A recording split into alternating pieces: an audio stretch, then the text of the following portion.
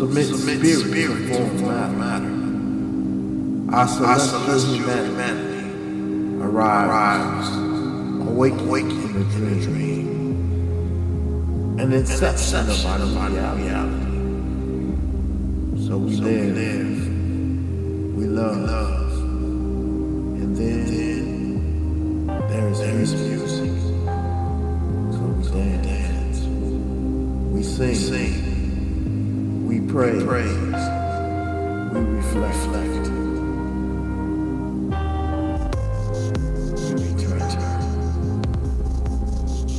In the infinite in between, the now that was faces dance in our dreams.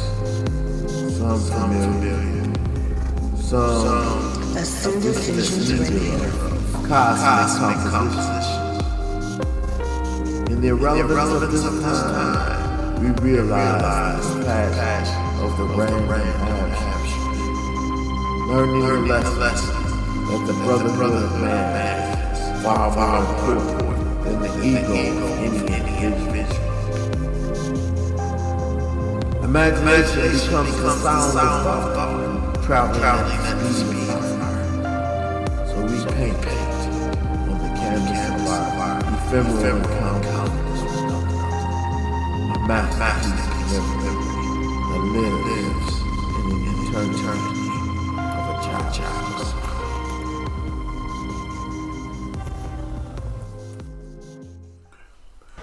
Good evening. Detail. Feeling a little better. Getting over that cold I had. I'm going to keep to the theme that I was speaking on.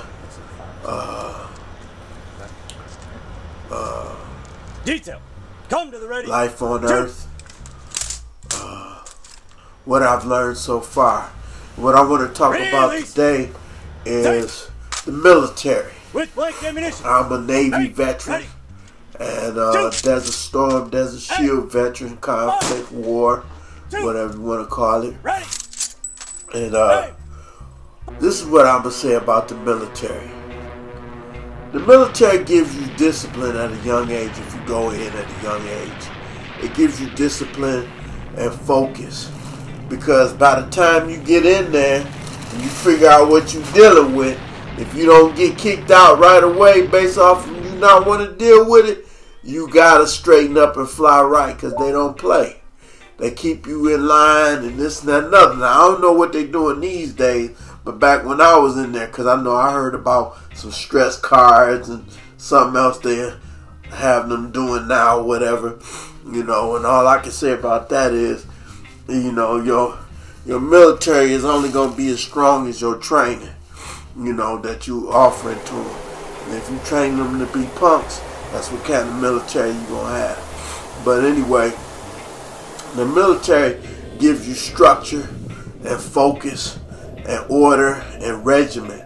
It will help in everything, you know, ritual of getting up every morning at an early hour, going to work at a particular time or whatever. It gives you discipline. That's why most employers, when a veteran comes along their way, they'll hire a veteran because they know that person is disciplined with structure and whatnot. You know, I'm not saying that's the only people that have discipline and structure, but if you go in the military, you're going to come out with structure and discipline and experience that not many people have. And especially the Navy. You travel the world. Military, Army, or whatever, the other ones, they travel the world too, but not as much as the Navy. The Navy will take you all over the globe, and you'll see different lands, experience different people, and whatnot.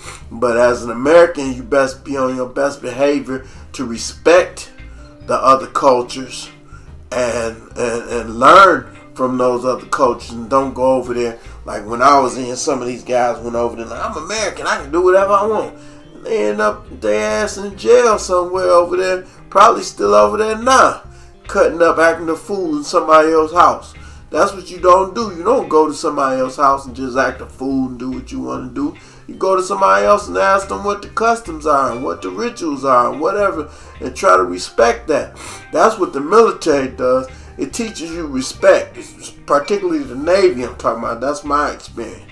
It teaches you to respect. Now, we had wilding out, different things we did, going to the gut, getting drunk and getting women and all that and everything.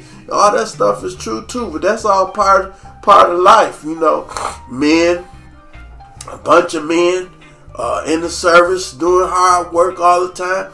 Then they get off somewhere in the country. All these countries have places where the military people from America and other militaries as well. We're not the only one. But other military, they have places where they can go. They're like, look, we're not going to allow you to wild out in our country, but we got a spot for you where you can blow off some steam. And this is the spot for you. That spot usually have liquor, women, whether it be prostitutes or whatever, what have you, and all kinds of stuff that you can do, both legal and illegal. They had all that stuff, so that's what the military experience was. But as far as the training, you can go in and become enlisted personnel, and then once you figure out what you like in there, you can get out, go to school. They'll pay for your college. I don't know if they're still doing that now, but some of them was paying for college. You go to college, you come back in as an officer, and I would suggest, the military for everybody, at least 2 years, at least two to 4 years in the military, so that you can get an understanding of what the world is about, what you're about, get to know yourself a little bit, how you handle people telling you what to do, all kind of stuff like that, because you're going to have discipline to live your life. Some people, it's not their thing. They just want to go to college and live their own life. That's cool too. That's cool too if you want to. The military is a discipline for warriors and soldiers and whatnot, and it's basically built off of defending. They say defending the country, defending what you believe in. Some people get in there and they see what you defending, and they be like, nah, that ain't what I'm about, so they get out. That's what I did. Once I saw what the war was all about and everything, I appreciate being American or under the American system to a degree, the freedoms that we have, but there's a lot of work that has to be done to make it work right and live up to that Constitution that was written. That's another thing, that I'll get into the Nation of Islam later when I'm talking on another talk, because that was something else that I got into. That was another type of military. But the U.S. military has a lot of different people, and from all walks of life, even people from other countries, and everything, all different kinds of states, different states, regions, rural areas, schools of thought, extremisms, all kind of stuff. So you get to get all that, come in and try to get all them put together and try to work together to a common goal. You might be fighting this stuff when you're out on liberty or whatever, but when it comes down to you get sent on a mission to do something, you come together and you work. They come together and they work together for a common goal to defeat the enemy. Whatever the enemy is. Now, when you find out who the enemy is to them or what you've been just told, you be like, wait a minute. Sometimes you be like, wait a minute, that's my people. I don't want to do that. Then you have to, you're in a rock and a hard place. If you're a soldier and they send you to fight somebody, you be like, man, these Africans or these Arabs, they ain't never done nothing to me like Muhammad Ali and quite a few others say, Vietnamese ain't never called me nigga and all this stuff like that. You can get off into that, but the thing of it is, if you do go in the military and you have to follow orders and you get put in a rock and a hard place in a situation, somebody shooting at you, I guarantee you're going to shoot back at them until you can get your butt back home. So that's what that goes down to. So if you don't want to deal with all that, I wouldn't suggest you go.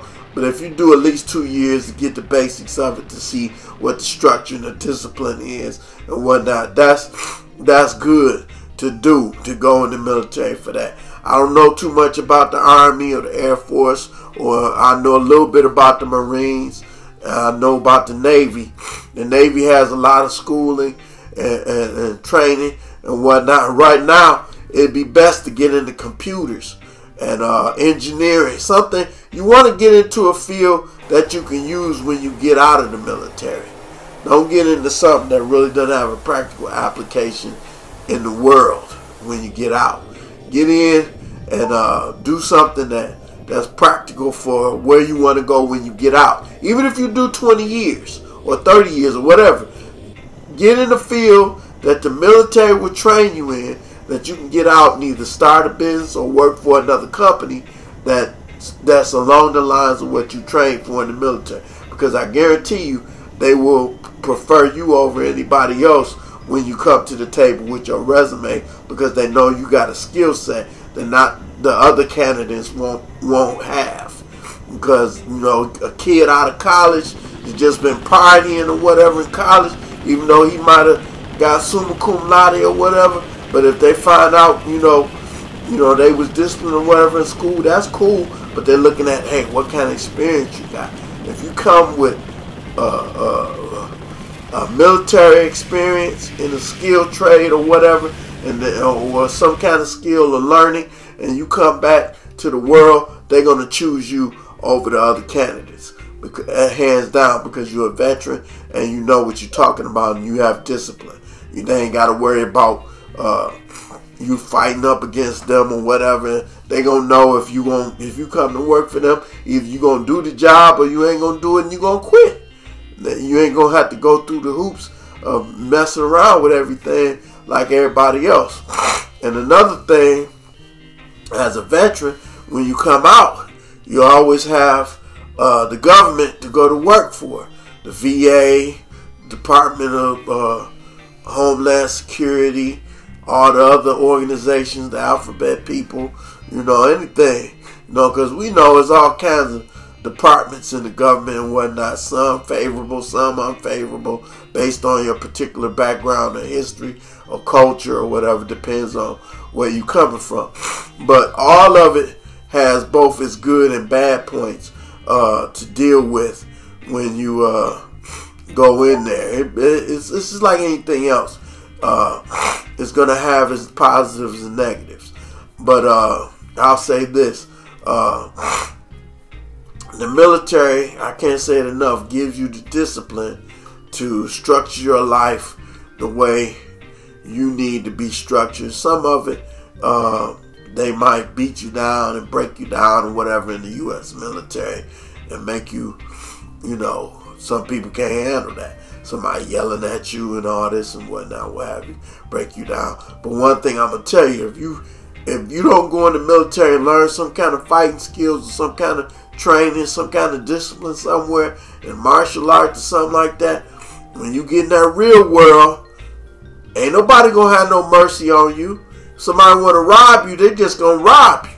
They going to run up on you and take whatever they want. So it's best to learn some kind of skill, in some kind of place somewhere on how to defend yourself and your family and where you live. Because say another country just decide, oh, we want to run up in this country, we just want to run up in America somewhere and take over something, you know, because this has been talked about. I ain't never seen it happen, but just decide, what if something jumped off tomorrow? Would you be able to defend yourself and your family? You got to ask yourself these questions. It ain't no matter whether you be a patriot or nothing or whatever. If some Negroes come running up in your house and want to rob you and whatever, or take something from you, would you be able to defend yourself? If some white supremacists or whatever want to catch you out somewhere and beat you down and do something heinous to you, would you be able to defend yourself and your family? These are the things you need to learn about a military structure. You need some kind of military and martial art or self-defense structure in your life so that you can know how to defend yourself and your family. And the education is grand. Most of the stuff is, mostly everything is state of the art, you know, that you're learning when you get into computers. Of course, a lot of the military stuff is not going to be the same as the civilian stuff, because, you know, we get the watered down version of the technologies. The military gets the top of the line, Star Trek, Star Wars type stuff. You know, so that's the difference. You'll get familiar with a lot of stuff, and a lot of stuff, you know, you got to be careful on where you want to get into, because if you get into some areas, you can't talk about a lot of stuff even when you get out. You know, you'll be bound to it. You know, a lot of that cryptology and little stuff like that, you got to go the rest of your life not talking about a lot of stuff. So it depends on where you want to go. That's all that espionage and spying and all that stuff. You know, but that's another subject. But for the basics, you know, learning the discipline, learning trades, learning skills that's in the military that can transfer over into the civilian life. You know, if you learn how to drive a tank in the Army, you got to look at how that transfers over into civilian life, or you know, working with weapons and stuff like that. You have to, you know, or there's meteorologists in there. There's ship captains. There's all kind of stuff. Working in airports, if you work in the Air Force or the Navy, working with airplanes and stuff like that, aviation mechanics and fuelers and handlers and all that kind of stuff. It's a lot of different trades you can transfer over to the civilian world. So I would suggest you do your research if you're going to go in the military to pick which one you want to go into. I would suggest go to school first a little bit before you make your decision. And if you have a degree, that would make it even more easier for you to strike over into an officer. It would make it easier for you to transfer over. But if you go in first and then see what you want to do, then go into being an officer, that's cool too. But it's a lot of opportunity in the military, and you get a lot of respect.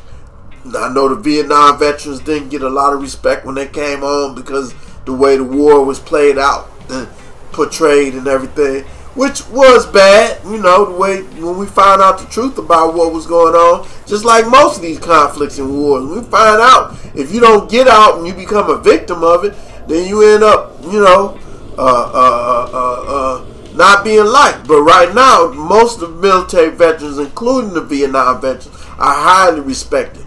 Because one thing about it is they go defend you, defend this country, to do literally whatever you want. They defend that in this country. Do whatever you want. I mean, not a local and federal government or whatever. If you come over here and doing some stuff that's illegal according to those laws, yeah, you're going to get in trouble. But you got free speech. You got, you know, it's a lot of stuff. You know, some of it may be tainted and not allowed somewhere. You know, they might shut you up or whatever because they playing with that right now and trying to mess with the rights of the people. But for the most part, this country got a lot of freedom that a lot of other countries don't have. A lot of countries have freedom like this country, but you go to talking about something that they don't like in other countries. They gonna hunt you down, kill you, and you gonna disappear or something like that, and you ain't gonna have no say-so. Because they don't play in other countries. But this country, anything goes. Man, that's just flat out fact. So if you want to talk about the government, you can do that. If you want to talk about gays and lesbians, you can talk about that. You want to talk about black people and hate on black people, you can do that. You want to talk about white people and the evils that they've done or whatever, you can do that. Ain't nobody shutting nobody up. And it's freedom to talk about and discuss. If it was used properly, we would all have a proper way to dialogue about all the subjects we need to talk about, and I'm gonna get into that in another talk. But the military gives you insight into, especially the Navy, into the world. You can't exchange that experience for nothing else, because you won't be able to do what the Navy does anywhere else in your life unless you got millions and billions of dollars. You know, and I mean, you could, if you budget and do things save money every so often and go on trips. But I don't think you'll be able to visit places as many as you can if you would if you was in the military, especially the Navy. Because I've been to a lot of countries that right now it takes so much time to save money to get over there that once you get over there it's easy, it's not that expensive. But don't, God forbid you get stranded or something, you be catching hell trying to get back home. But the military allows you to go in, experience it, come back home, and talk about all the stuff you experience. So I would say the U.S. military is a great experience, but be cautious, wise, and gain understanding so that you can apply it and practically apply it. Not only while you're in the military, what you learn, but once you come out, hopefully you'll have some discipline and focus to accomplish the goals you need in life. And I'll say this, there's all kind of things in the military. There's racism, there's sexism, there's rape, there's murder, there's all kinds of, just like out here in life. It's just that the UCMJ is structured different than the courts out here. In there, you're guilty, and you got to prove you're innocent. That's the UCMJ. You're guilty first. If you get charged with something, you're automatically guilty. You have to prove you're innocent. That's how the UCMJ works. But if you're out here in the world, you're innocent until proven guilty. You got to prove your guilt. But in there, they automatically say you guilty, man. You gotta come up with some kind of way to why we shouldn't punish you. You gotta tell us what you did and why you did it and why we shouldn't punish you. So that's the UCMJ. The UCMJ is a whole nother animal that you have to deal with, because they can do whatever they want to you, because you basically the government's property. We still out here in the regular world too, if you have the understanding, but that's another subject, dealing with sovereignty and all of that. But basically, if you have a sovereign mind, you don't have to have nobody's papers or documents to tell you who you are and what you are and where you belong and all that stuff. That's all man stuff. When you know who God is, don't none of that stuff affect you. Nowhere, no how. You just play the game, But that's the military. And the military is a good investment for learning and experience in the world and learning how to deal with people. And I would suggest everybody do sometime in the military, whether you doing the ROTC when you coming up in high school to give you some kind of discipline, or you go into the military, spend a couple of years in there in enlistment, or go to school and become an officer, or go in the military and strike over as an officer. Whichever way you want to do. There's a lot of movies and stuff that glamorize the military. Some of them are accurate, a lot of them are not, but that's just the propaganda. Just like any other country, they want to glamorize something so they can recruit people to get in the military, and then when you get in there, you see the real deal. But it's up to you. Whatever you put your mind to, it's mind over matter. You got to deal with it. You get in there and you find out it's something you don't like, you got to work your plan on how you're going to get out. Because once you sign that contract for however many years you do, you got to do that time. Or find some kind of way to get out of it. And I ain't going to get into that, but that's how you got to do it. But, and then there's a lot of benefits to working at the VA and government agencies, and and if anything happened to you while you was in the military, anything medical, psychological, physical, emotional, something happened to you, and then make sure you keep all your documents and document all that stuff, and keep a record of all of your records. Keep a copy of all your records, so that when you get out, if you can file a claim for veterans disability and get your service-connected disability if it happened in the military. So that's all I got to say about that. So like I said, the military and its functions and usefulness. That's what I'm talking. That's what I've been talking about. The U.S. military, its benefits, and whatever what have you.